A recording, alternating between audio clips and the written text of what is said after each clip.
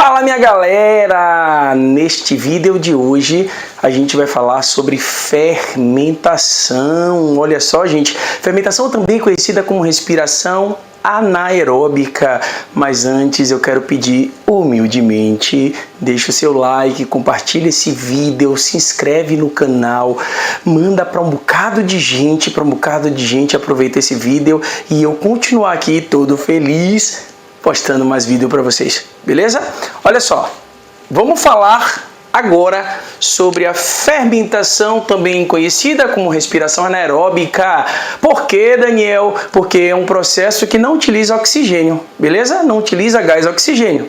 Nesse caso, olha só, eu descrevo a fermentação ou respiração anaeróbica como um processo de degradação, ó para cá, o detalhe, parcial da molécula combustível. Por que parcial? A molécula combustível de toda e qualquer célula preferencial é a glicose. Se tiver glicose, a célula não utiliza nenhum outro meio para poder produzir ATP. Certo? Ela pega a glicose e quebra ela parcialmente. Digamos que o processo de fermentação, os seres primitivos que realizam fermentação ou respiração anaeróbica não têm um aparato enzimático para poder tirar toda a energia da glicose, embora as nossas células musculares, estriadas, esqueléticas também consigam fazer fermentação, certo? A maioria dos organismos que realizam fermentação são organismos primitivos, como bactérias, como fungos, como protozoários. São seres que não têm um aparato, né? Aqueles que são anaeróbicos não têm um aparato para poder fazer e retirar mais energia da molécula de glicose. Então eles fazem um processo de quebra ou degradação parcial e por conta disso o processo de fermentação torna-se um processo com baixo potencial energético, diferentemente da respiração aeróbica, que a gente vai ver nas próximas aulas, que é um processo de degradação ou quebra completa, total da molécula de glicose, da molécula combustível, dando um potencial energético absurdamente maior por cada molécula de glicose quebrada, beleza? Então, olha só, esse processo, então, pode ser também chamado de processo de degradação ou quebra parcial da molécula combustível. Ele tem algumas peculiaridades, tem algumas características que são importantes a gente entender, tá? Essas características eu listei algumas delas aqui e a gente vai focar nisso aqui agora, olha só. O processo de fermentação é um processo que não utiliza O2. O2 é o gás oxigênio atmosférico, ok? No caso, por conta disso, trata-se de um processo anaeróbico, processo sem uso de oxigênio.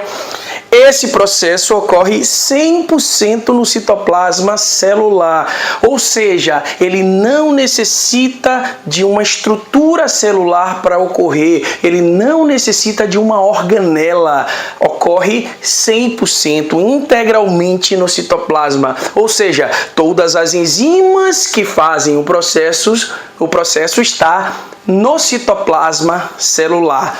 Além disso, a fermentação ela tem uma capacidade, todos os processos de fermentação, sem distinção, todos eles vão produzir 4 moléculas de ATP. Isso é algo, né? Tudo isso aqui que eu falei, até aqui, é algo que todas as fermentações têm em comum. Todos os tipos de fermentação vão ter em comum, tá? A única diferença são esses produtos que elas vão gerar a partir do processo.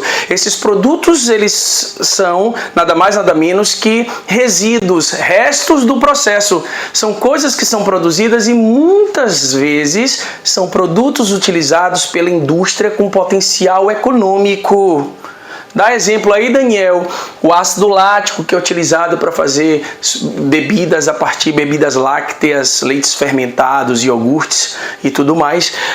O etanol na fermentação alcoólica, que é produzido como produto final, como resíduo da fermentação alcoólica e que é utilizado pela indústria para produzir combustíveis, bebidas alcoólicas, tá? Então a gente vai ver que todas as fermentações seguem essas características, esse processo, certo? Só diferenciando no produto final que cada uma vai produzir. É o que a gente vai ver a partir de agora.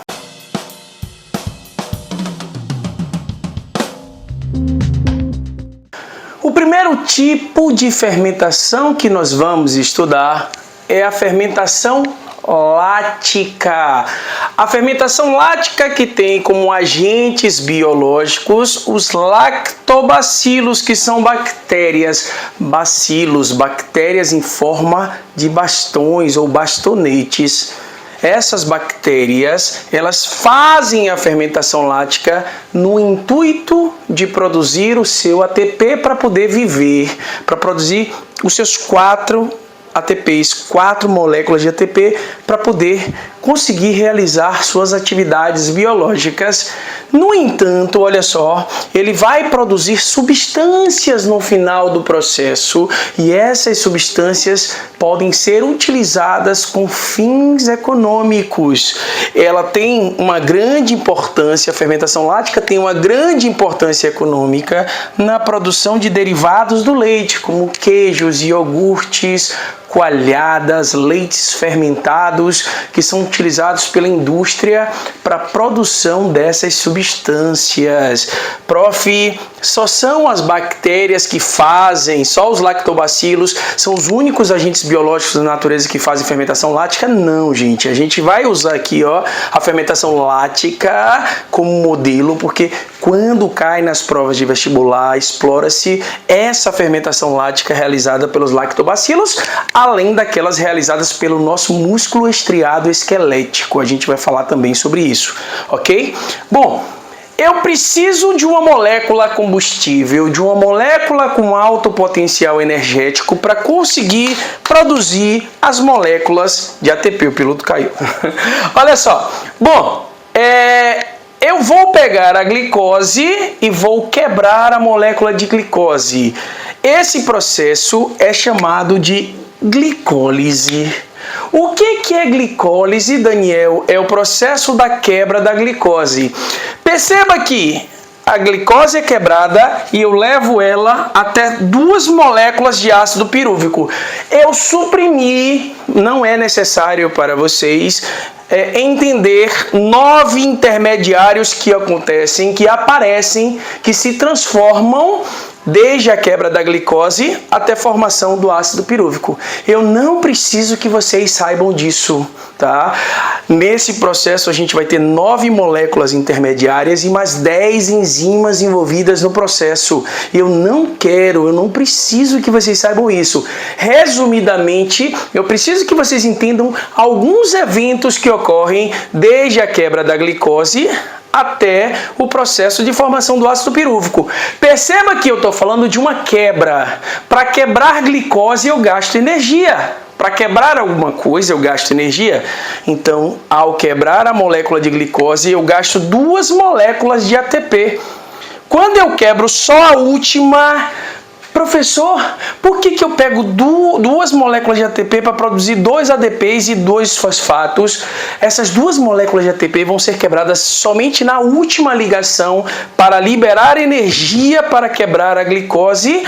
E quando eu quebro 2 moléculas de ATP na última ligação, eu vou gerar 2 moléculas de ADP mais 2 fosfatos inorgânicos que a gente viu na aula passada.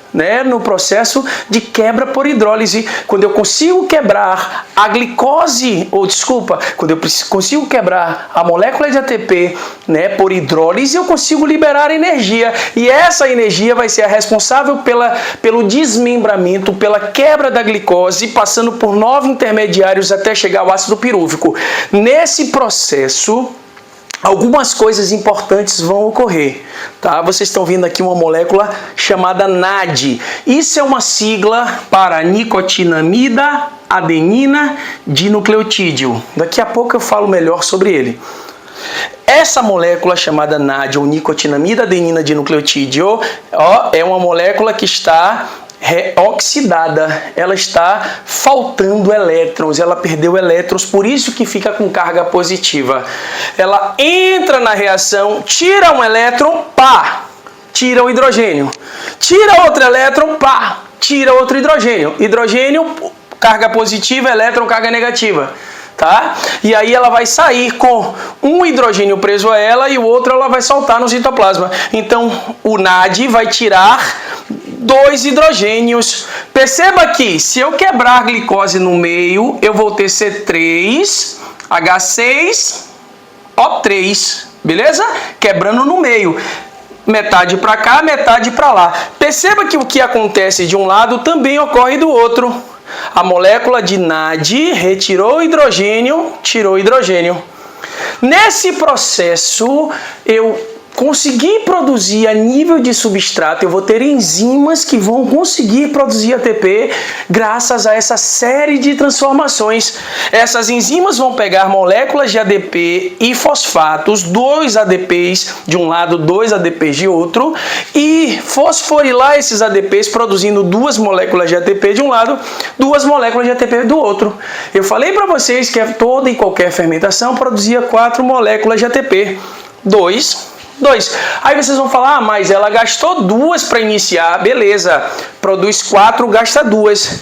O saldo energético desse processo vão ser de 2 moléculas de ATP, visto que ela produz 4 e gasta 2. Então ela investiu 2 moléculas de ATP para conseguir produzir 4, tendo um lucro de 2 moléculas de ATP. Como produto intermediário, foram produzidas 2 moléculas de ácido pirúvico, que em meio aquoso vai se dissociar virando piruvato. Por isso que vocês vão ver, muitas vezes, chamando essa molécula de piruvato, tá? Mas ela é o ácido pirúvico, ok? Esse ácido pirúvico é uma molécula intermediária para todas as fermentações. Todas as fermentações são semelhantes até a formação do ácido pirúvico. Elas se diferenciam a partir daqui. Nesse caso aqui da fermentação lática, perceba que a molécula de NAD entra devolvendo os hidrogênios e os elétrons que ele tirou. E aí, ao devolver esses elétrons, ele sai como NAD de novo, com uma molécula oxidada. Ela tinha entrado com uma molécula oxidada aqui, e saída como reduzida. Aqui ela inverte, ela entra como um NAD reduzido e sai como NAD oxidado, deixando os elétrons e o hidrogênio com essa molécula de ácido pirúvico, que não vai ser mais ácido pirúvico. Por quê? Porque ganhou 2 hidrogênios. Ao invés de C3H4O3, eu agora vou ter C3H6O3, que não é mais o ácido pirúvico, e sim o ácido lático. Esse ácido lático é o produto final da fermentação lática. É ele que é utilizado pela indústria para fazer tudo aquilo que eu falei para vocês: iogurtes, queijos, leites fermentados, coalhadas, são produzidos a partir desse ácido lático, que é o produto final da fermentação lática. Daniel, quando o nosso músculo estriado esquelético realiza a fermentação lática, ele vai fazer o processo todo e vai produzir ácido lático. É esse ácido lático acumulado no músculo que causa cãibra de nó, que causa fadiga muscular. Não causa aquela dor pós-treino, depois 2, 3, 4 horas depois, dia seguinte, não. Quando você acorda, você treinou lá na academia, você acorda todo quebrado, aquilo não é mais ácido lático. O ácido lático normalmente se dissipa até 1 hora depois do treino. Aquela dor, aquela cãibra, aquela contração muscular, aquela fadiga pós-treino é culpa do ácido lático acumulado nos músculos, beleza? Tá, damas, mostra pra gente essa relação aí do NAD. Como é que acontece? Eu vou apagar aqui, gente, só para eu poder mostrar para vocês como é que acontece essa relação do NAD. tá? Só para vocês entenderem aqui e não ficar voando. Olha só, a molécula de NAD, o que ela representa? NAD significa nicotinamida, adenina, dinucleotídeo, tá? Ó, daí, ó, NAD, NAD, ok? Essa molécula, ela é uma receptora intermediária de elétrons e hidrogênios. O que quer dizer isso? Ela entra nas reações tirando ou colocando hidrogênios e elétrons, ok? Nesse caso aqui, olha só, quando ela entra na reação para colocar elétrons, ela tá assim, ó, ou desculpa, para tirar elétrons, ela tá assim, ó, NAD+, ok? Você imagina o seguinte, que se ela tá como NAD+, significa que ela está com elétrons em falta, já que elétrons são cargas negativas. Então, se ela perde elétron, ela fica positiva. Quando ela entra na reação e toma elétron das moléculas, elétron carga negativa, ela zera a sua carga. Ela ficaria somente como NAD. Só que como consequência desse elétron que saiu da molécula, ó, elétron carga negativa, a molécula também vai perder uma carga positiva, já que cargas opostas se atraem. Essa carga negativa segurava o hidrogênio na molécula. O que acontece? Quando esse elétron é retirado da molécula e vai para o NAD, ele zera a sua carga, mas a molécula acaba perdendo o hidrogênio. É esse hidrogênio que fica solto no citoplasma. Ok? Posteriormente, quando esse NAD, gente, olha só, ele tira outro elétron, o segundo elétron é retirado, ele fica como NAD reduzido, ele fica como NAD negativo. Esse NAD negativo vai atrair para si uma carga positiva, um hidrogênio, e aí ele sai desse processo como NADH+, tá? Ele atraiu o hidrogênio.